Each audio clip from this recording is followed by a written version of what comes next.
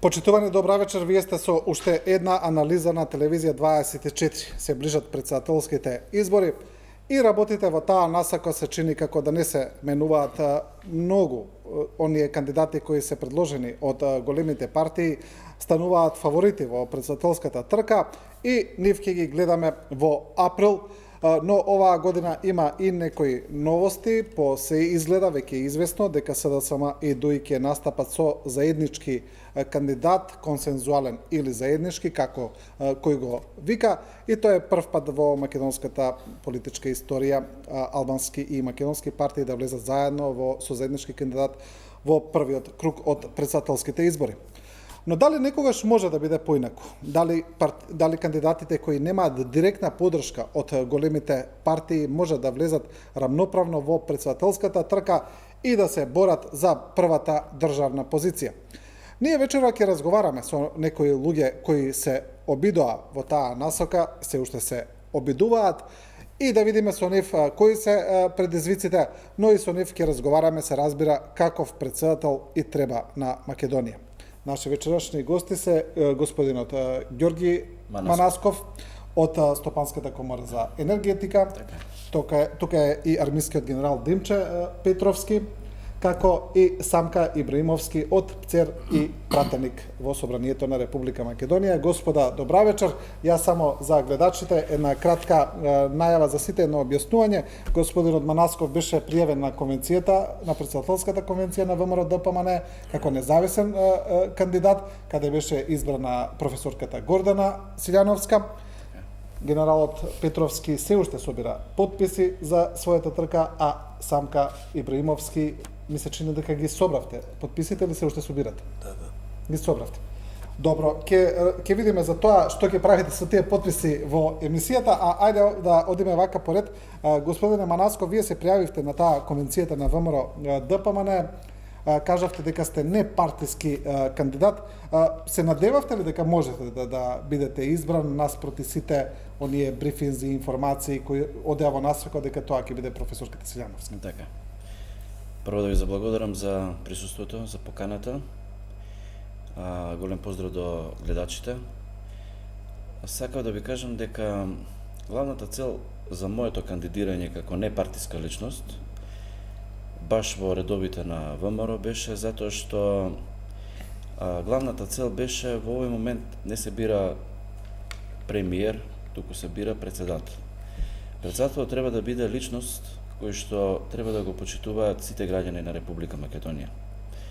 Значи, честноста е битен фактор, а воедно да биде почитуван и да ги почитува сите граѓани, независно по етникум, по религии, по нации, дури и партии. Значи, ВМРО ми даде таква можност, јас се искористив и поминав еден убав период, месец дена во кампања за да се представам пред сите општински комитети, така да лично сметам дека за председател уствари не треба да биде партиска личност, него треба да биде непартиска личност. Кога одевте по комитетите, како реагира луѓето, бидејќи веројатно ве гледа како аутсайдер, како ново некое лице кај нив во партијата, како реагира, како фидбек добивте? Имаше многу фер однос тука во однос на сите општински комитети и председатели на општински комитети.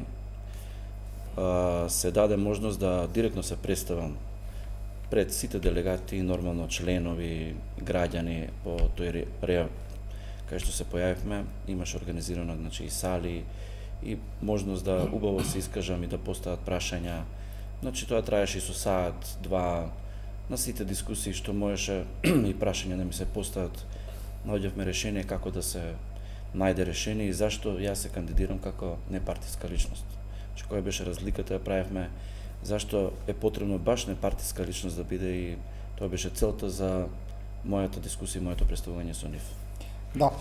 Генерал Петровски, вие се уште ги собирате подписите, до 9 март е рокот, ќе успеете ли да ги соберете и доколку ги соберете?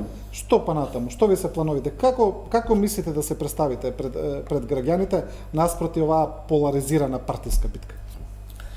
Најнапред добро вечер, вам и на вашите почитувани гледачи на нашата ценета телевизија.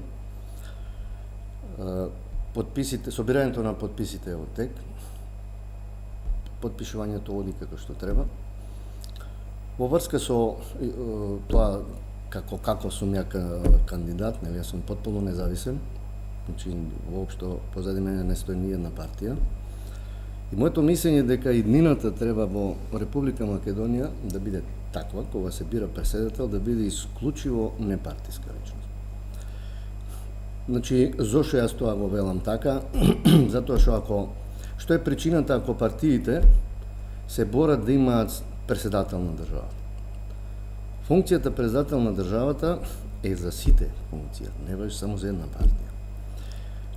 Кога една партија ќе успее да донесе за преседател на Републиката една личност, по дефолт се подразбира дека тој преседател утре мора да биде поблизо до партијата која го донела. Иначе нема смисла да некоја партија толку се залага за да има преседател на државата. Затоа јас мислам дека нешто треба да се направи во таа насока, како што и почитуваниот колега пред малце што рече, дека ова не се парламентарни избори или не се избори од кои утре ќе се формира власт како состојба која треба да владее со државата, туку се бира човек, представник на државата, председател на државата, и тој треба да биде независна личност, тоа што ќе го изберат граѓаните. Дури јас мислам дека и партиите не треба да кандидираат, да номинираат некои. Партиите треба да застанат позади некои од кој ќе проценат дека таа личност е адекватна и одговара на функцијата председател. Да, добро. Ова е уште еден евентуален модел председателски, освен оние што велат дека можеби треба да се бира и во собрание, ќе разговараме за тоа. Господин Ибримовски, вие ги собравте подписите, што ќе правите сега со нив, бидејќи наскоро ќе видиме и веќе избран кандидатот на владеачката коалиција, тој ќе биде заеднички. Вие на некој начин тука, доколку одите со ваша посебна кандидатура, можеби да ги замрсите работите во тој поглед. Прво, добро вечер до сите гледачи, добро вечер до моите колеги што се вечера и до вас, почитуван водител. Видете, јас кога и разговаравме во делот на како дали да се кандидирам за председател, појдов во ден логиката на Обама. Ако сеќавате кога рече, ако сакате да бидете председател на држава, дојдени од друга држава, дојдете во Америка. Сака да каже дека дојден од Африка стана председател на Америка. Појдов по таа логика, иако имам богато политичко искуство, сум бил 2 пати, повтор мандат пратеник, заменик министер, делегат од Советот на Европа, сум 10 години, секретар сум на европските парламентарци во Европа, уште многу други. Имам богата биографија и знаат граѓаните и ме познават многу добро. И реков да видиме баш тоа и на крајот на краиштата сакав едноставно да се преброиме како политичка партија, а и јас како личност да видам што мислат граѓаните на Република Македонија. Но вие можеби кандидатурата повеќе ја поведовте поради ривалитет со некои ваши политички противници? Не. Видите, ние како политичка партија објавивме, ако се сеќавате на еден од порталите, дека имавме седница, одлучивме да одиме сами на избори, да се преброиме. Наредниот ден ривалитетот одма се појави дека и ја ќе бидам за председател. Видите, нечем да правам споредба прво сега, не е ни место, не е ни тука. Не, споредба, затоа не спомнав име, чисто да. Да, затоа јас нечем да спомнам, меѓутоа јас сакам прво да тука пред јавноста, пред сите гледачи, пред вашата телевизија и пред Македонија да се заблагодарам на сите граѓани без разлика од етничка припадност што ми удоволија и ден денеска се јавуваат уште за да подпишуваат за мојата кампања за председател. Но не ми кажавте уште, многу е важно, ќе продолжите со трката председателска или ќе го поддржите кандидатот на владеачката коалиција? Па видите, ние сега дадовме поддршка дека ќе го поддржиме, бидејќи нашите подписи се во стендбај. Тоа можеме одма да го реализуеме за 2 дена. Се е готово. Посебно ќе ви кажам, нека знае јавноста, мојот општинска организација во Шуто Ризари имаме негде 3000 гласови, во Кичево имаме 2, во Битоло имаме 3, во Прилеп 3 и да не кажам македонски, албански, турски гласови, уште колку може и над 10.000 имаме. И на сите им се заблагодарувам, посебно на тие луѓе кои ми се јавува на телефони и на пораки ми праќаат дека каде треба да идат да потпишат за мојата кандидатура. Им се заблагодарувам од срце, дадовме поддршка за кандидатот на Социјалдемократскиот сојуз. Тука нашите представници вечерва беа во конвенцијата што ја има во хотелот Хилтон.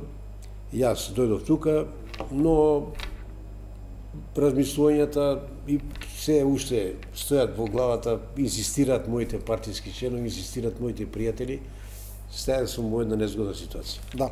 Добро, додека пред самиот почеток на емисијата инаку заврши состанокот во СДСМ партискиот, каде што се одлучи дека господин Стево Пендаровски ќе биде кандидат на СДСМ за председателските избори. Сега тоа треба да се усогласи и со ДУИ, дали тој ќе биде заеднички или консензуален кандидат, ќе видиме како ќе биде соопштено. И пред да ја финализираме таа информација, да видиме што ќе излезе од тој состанок, да ја видиме изјавата на премиерот Заев после состанокот во СДСМ. Стево Пендаровски е надпартиски кандидат. Верувам дека и ние политичките партии ќе покажеме пред граѓаните дека имаме доблес да пред се постоиме за граѓаните, за државата, за еднината. Човек кој што ги обединува сите етнички заедници, човек кој што верува во оваа политика денеска на интеграција, политика на едно општество за сите, човек кој што верувам дека ќе исполнува исклучително добро функцијата председател на Република Северна Македонија. Колегијално, доблесно е секоја политичка партија конечно вечерва на состанокот да дојде со свој изграден став. Консултациите течеа, знаете дека неколку имиња на крајот беа излезени на површина, самите сугестии кои дава и самите политички партии кои што влијае на нашето размислување беа со преференција 1, но и второ и трето решение. Кога 31 политичка партија разгледуваат личности за да застанат зад една личност од сите тие личности кои што се разгледуваат, самиот процес мора да биде исклучително внимателен, заради тоа што важно е секој член на раководството на тие партии да биде испочитуван во делот на носењето на одлуката. И напоменувам, ако дури и вечерва застанеме сите, тоа ќе бидат само одлуки на раководството на политичките партии. Следуваат органи и тела на овие сите политички партии, кај нас е тоа извршниот, централниот одбор и Конгресот на Социјалдемократскиот Ја сојуз. добија ли Пендаровски поддршката на Шекеринска, Спасовски, Димитров, бидејќи тие беа до последен момент опција на масата? Јас видов и овие денови, но и вечерва пред се, големина, доблес, широчина, родолюбство, патриотизам. Сите знаат дека двајца од кандидатите, сите кои што ги анализиравме, седеа и вечерва на маса, а се високо позиционирани во раководството на најголемата политичка партија, тоа е Социјалдемократскиот сојуз на Македонија. Имаа право да бидат и себични. Можеа да се борат за себе, нивни другари седат на масата со кои што поминале не така едноставни процеси, но сепак големината која што ја покажа е навистина огромна доблес. Никола Димитров во моментот е во Грција, во моментот се обраќа премиерот Ципрас, каде што е тој. Секако јас му соопштив, разговарав, тој покажа големина и верувам дека ќе ги каже и своите реакции. Верувам дека на крајот пресудноста беше да одработиме во оваа влада каде што сме, како јас, премиер, тие се министри, имат и како многу да сработат. Не е се завршено во интегративните процеси за Република Северна Македонија, па дури и НАТО треба да го сработиме, а камоли Европската унија, едно општество за сите, реформите, внатрешни, економијата и многу што е наш предизвик. На крајот секако и тоа влијаеше, анкетите и како многу помогнаа, сугестиите од политичките партии помогнаа и верувам дека ретко ваква анализа се правела за да се дојде до вакво решение, а на крајот да се има демонстрација на големина, на доблес, на широчина и како што реков, лично за одредени поединци, израз на родолюбство, патриотизам и љубов кон татковината. Да, тоа е изјавата на премиерот Заев. Ја видовме на Стево Пендаровски, чекаме одлуката заедничка со ДУИ, но може слободно да се каже дека е повеќе од известна. Од прилика се кристализира председателската трка, од другата страна е професорката Силјановска, вамо е исто професорот Пендаровски, може би ќе имаме и независни кандидати.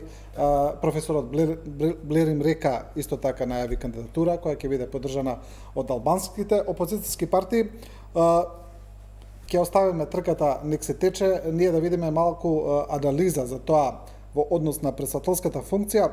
Господине Манасков, какви беа досегашните председатели? Ако ги анализираме од господинот Глигоров, господинот Трајковски, господинот Црвенковски, сегашниот председател Ѓорѓе Иванов, успеа ли тие да се издигнат над партиските интереси и да станат председатели на сите граѓани? Или има варијации помеѓу нив?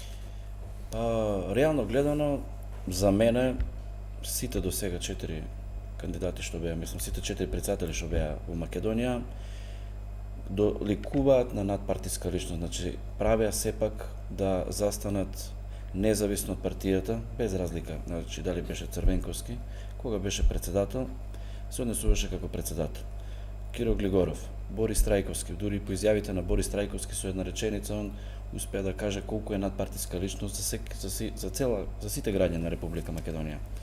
Ѓорѓе Иванов до последен момент имаше негов став што си го зазема од почеток и си го тераше неговото и сметам дека и тој го направи до последното тоа што му доликува на еден председател. Сега за секој председател може да кажеме дека имало моменти да влече на некоја страна. Дали било СДСМ према СДСМ, ВМРО према ВМРО, али тоа е нешто кое што се случува зашто избираат партиите кандидат за председател. Затоа беше најдобро да сепак имаше некаква можност во државата да партиите не избираат кандидат за председател. Него самите лица кои што се решени да се кандидираат за председател, да им се даде можност и да зад нив застане партија само во моментот кој ќе бидат избори. Тоа е нешто за мене најиделен систем за да се избере кој е најдобар кандидат за председател. Да. Генерале, истото прашање, како вие би ги оцениле досегашните председатели? Па еве и актуелниот председател Иванов, успеа ли да се издигнат над партиските интереси или некако останаа секогаш во некаква корелација со нив? Сите председатели што биле кандидирани од партија, тие сите имале досега, сите имале проблеми. Па дури имало периоди кога одредена политичка партија не го признава како председател, па вели дека е тој само граѓанин за нив. Па мислам дека рече се сите председатели не беа признаени од опозицијата во даден момент. Токму тоа е суштината на проблемот за кој ја сакам да кажам. Се додека е така, се така ќе биде. Затоа јас велам дека председателски кандидат треба да биде потполно независен човек, а друга работа е дали некои политички партии ќе застанат него зад него отпосле или нема да застанат и така натаму. Тоа и ова сега што често се спомнува зборот на консензуален кандидат. Знаете кој ќе зборувате вие за консензуален кандидат, ако е тоа консензуален за целата држава, тоаш ја можам да подразбирам, односно прифаќам да биде тој консензуален од сите.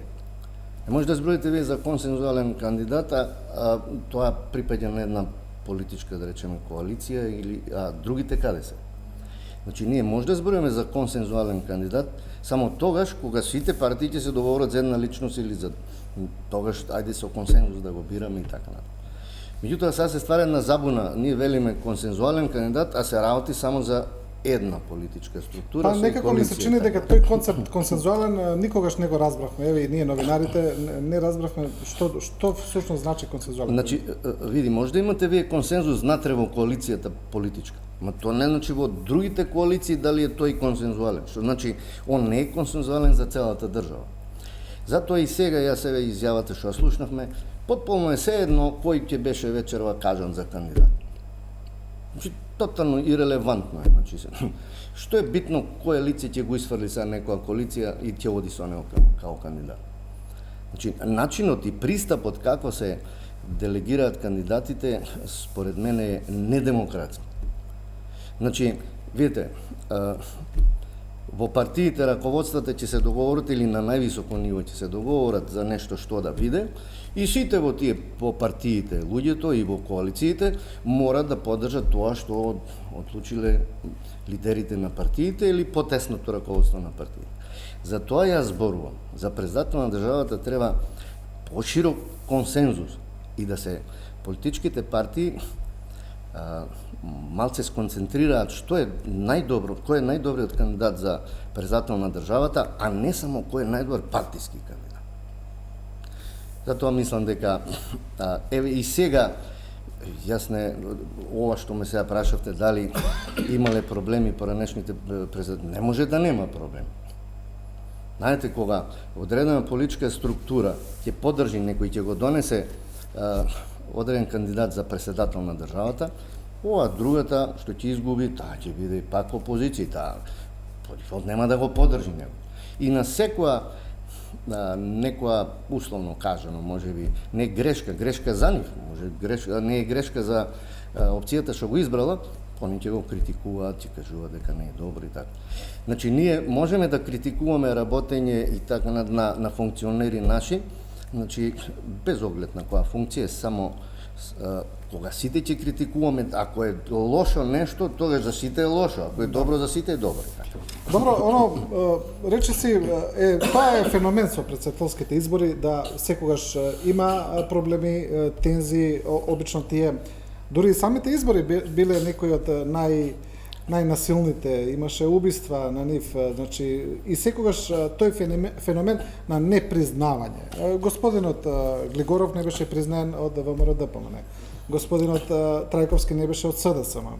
Господинот Црвенковски пак од ВМРО-ДПМН. Иванов од ДУИ не е признаен.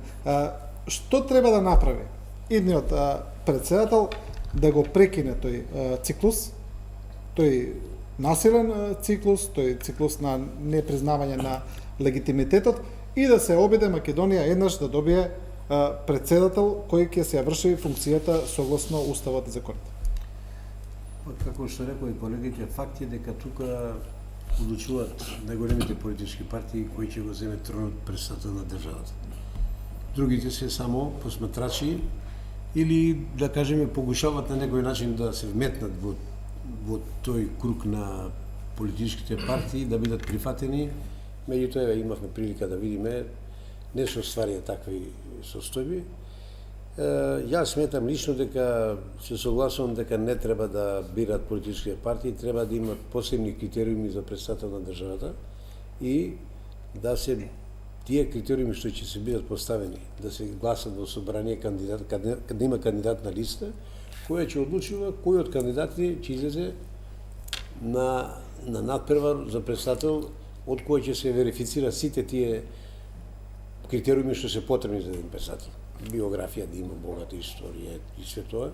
И на крајот собранието да каже од овие 10, 5 може да додат. И тога да одлучи и народот и партијата позади кого ќе се тоа. Меѓутоа, јас сметам и тоа да го направиме, пак ќе имаме тоа, пак некоја партија ќе биде наклонета кон едниот, кон другиот и пак ќе се донесе истата одлука само во некоја друга форма. Значи, ова ќе биде во форма во парламентот, а оваа форма директно две големи партии кажуваат кој ќе биде председател на државата. Всушност, секогаш проблемот настанувал во вториот круг, кога според математиките обично гласовите на етничките албанци го бират председателот. Во вториот круг и секогаш настанувал оспорувањето на легитимитетот било тогаш. На сите председатели, може да се вратиме на нас. Добро, оваа идеја, еве што ја кажува господинот Ибраимовски, он кажува некој полусистем каде што собранието би правило некаков ветинг на кандидатот, а потоа повторно биделни избори. Но има и една друга идеја да нема воопшто председателски избори, да се бира во собранието од партиите. И еве кои се аргументите за тоа.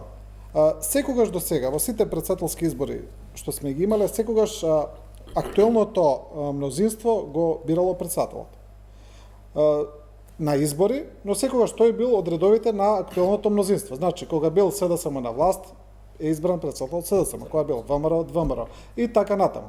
И значи тука суштински не би се сменило нешто многу, а потоа, доколку се смени власта, тој председател по дефолт повторно ќе биде, да речеме, од другата страна.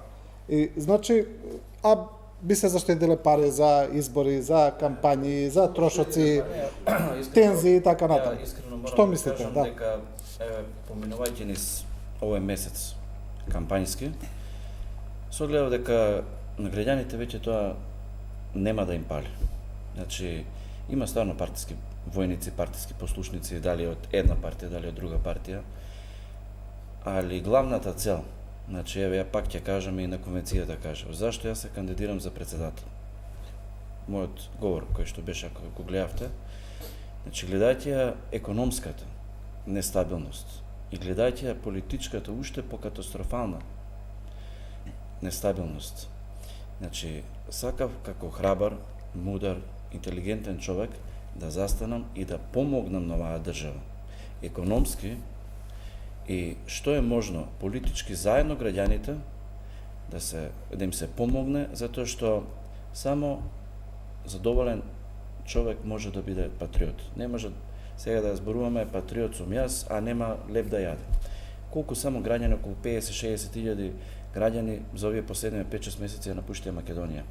И што ќе се случи? Тек секој ден ќе напуштаат, затоа што секој граѓанин веќе гледа како економски да се стабилизира, како финансиски да му се подобри состојбата од ако нема едно семејство, финансиска стабилност, одма настануваат растурање на бракови. Но господин Манасков, председател нема многу ингеренции. Да, председателот е врховен командант на армијата на Република Македонија. Он не е негова надлежност економската состојба да стабилизира.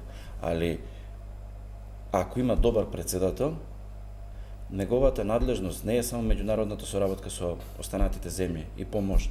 Не е само оно што ќе даде можност, мандат да одреди влада. Значи, меѓународната соработка со сите земји ќе подобри. Ти знам председатели, пошто се знам со многу председатели и министри, премиери од други земји, како председател на Стопанската комора за енергетика, кај што шетам, заедно и председател оди со цел авион и носи бизнис групи со него, за да направи можност да инвестират во таа земја или да донесат нови инвестиции во својата земја. Да, има влијание. Значи, има сепак некако вид на влијание за добра соработка, значи, како председател и мислам дека сепак игра една значајна улога председателот во една земја. Да. Генерале, за исто прашање, значи, ова е сушта супротност од вашето настојување кандидатот да биде непартиски или надпартиски или независен. Но што мислите за идејата да нема председателски избори, туку тој да се бира во собранието, значи да се смени уставот и едноставно да се избегнат сите тие трошоци околу избора, околу бирање, едноставно пратениците кои се делегирани да го направат тоа. Значи, А може би, се извинувам, и во меѓувреме може да се размисли да се намалат и дел од председателските ингеренции. Значи, уште таа улога да се релативизира. Значи, вие, ако имате во континуитет нешто со години, веќе од кога сме самостојани па нааму, и постојано ги имат истите проблеми. Значи, се повторува едно исто. Значи, не преска зборуваме за тоа. Било кој да е председател, он или е непризнат од другите, или има проблеми, или има некои обструкции и така натаму. Значи, после толку време, веројатно треба нешто да се размисли, не може се пак истото да биде. Значи, да се продолжи со таков континуитет кој не дава некои големи резултати. Очигледно е дека ќе биде истото. Нормално сега, ако гледаме тоа, па исто ќе биде. И што на крај на краиштата е сега битно дали од едната или од другата опција ќе биде председател. Ние повторно ќе добиеме иста слика. Она другата страна ќе го негира, ќе го обструира и ќе кажува и така натаму. Значи, тоа не е решение на овој континуиран проблем. Ова идеја за избор на председател во рамките на собранието, тоа како идеја е добро, меѓутоа, видите сега, се поставува прашањето, како ќе биде биран, со просто мнозинство или со двотретинско мнозинство? Ако според моје мислење, треба да биде со двотретинско мнозинство, затоа што не може со просто работи за председател на држава.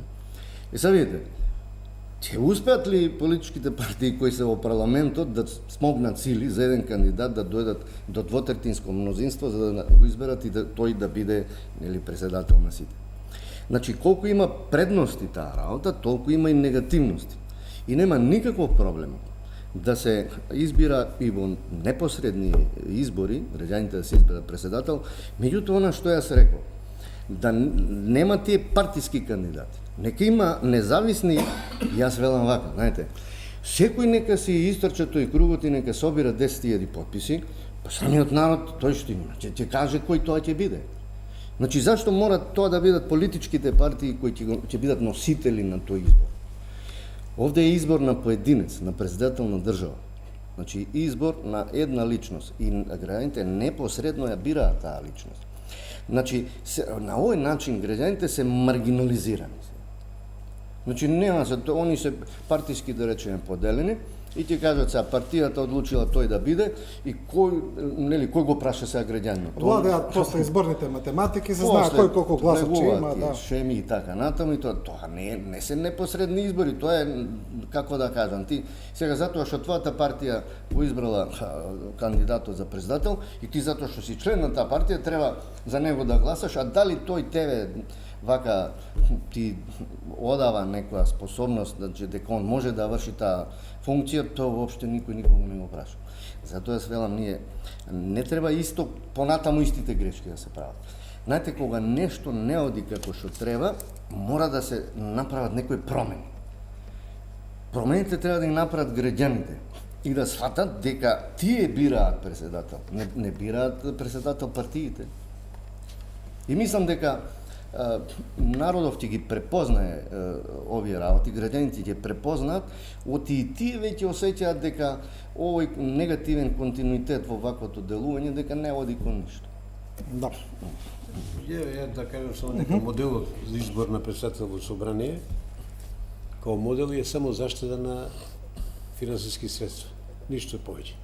Тука паче играло на истото од која партија, кој каков кандидат ќе биде. Моделот да се остане као модел сега што е да се вратиме назад на поранешните председатели. Вие рековте дека едно време го мрже Киро Григоров ВМРО, па после ССМ, ама ќе ви кажам, имаше, ама имаше и пофални зборови за Киро Григоров, имаше пофални зборови од СДСМ едно време кога е направи еден преокрет Борис Трајковски, ако се сеќавате. Да, па доста ги смери односите, да. Пак е до човекот кој ќе биде избран. Не може, например, да сиде како што го направи ова последниот председател.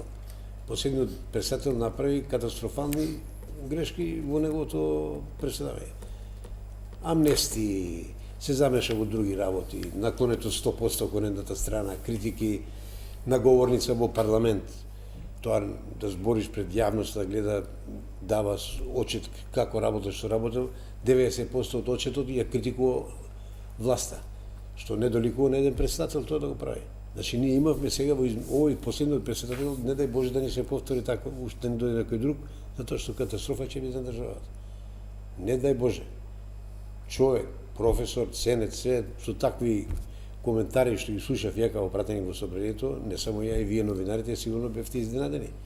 Значи, сепак зависи до личноста која ќе се избере како председател и како без разлика кој е политички избран. Меѓутоа, као човек, ако има свој ја, ако има свој карактер, не значи дека се мора да и почитува што ќе му се каже од другата страна на партијата.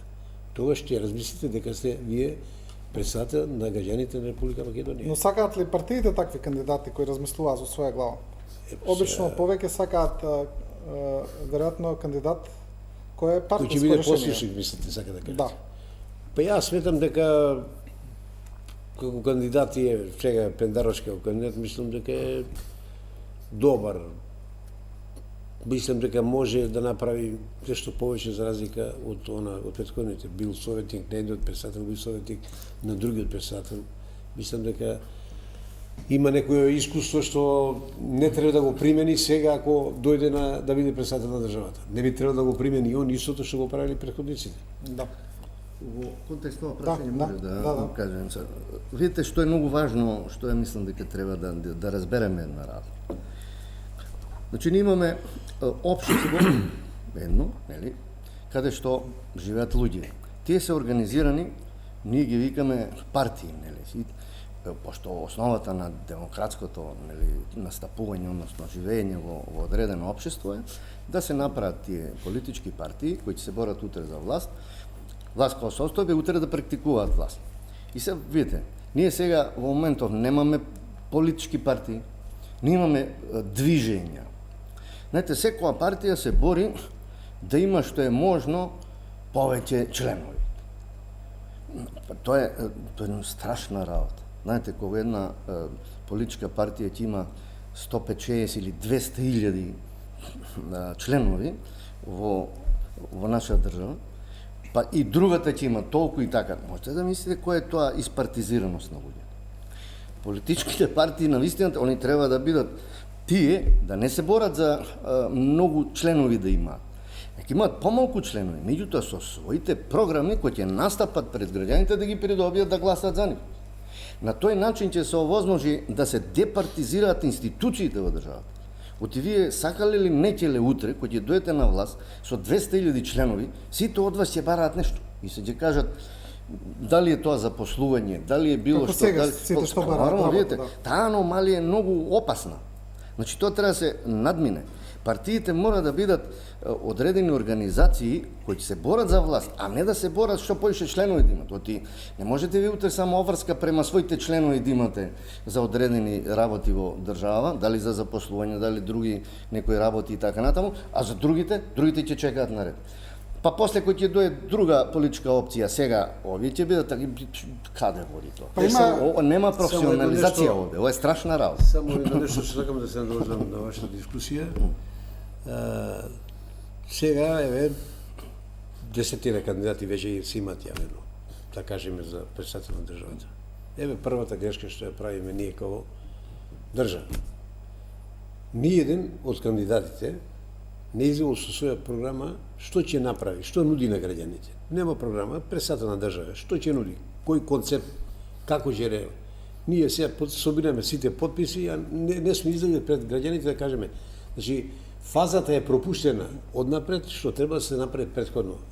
Да бидеш кандидат за председател, дај ни некој твое видување, согледување, што ти ќе правиш со државата.